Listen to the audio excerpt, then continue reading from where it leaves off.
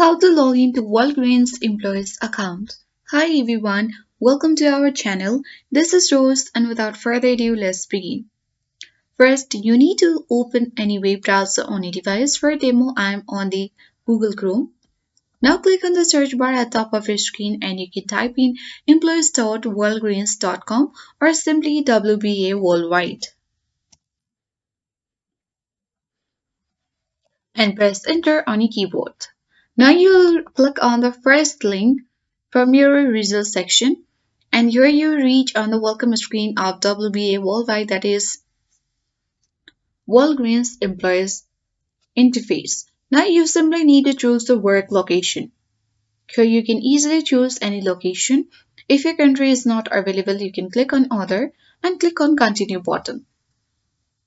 Now simply you need to sign in using your email address and password. Simply enter your login credentials which is associated with the account, that is your email and password.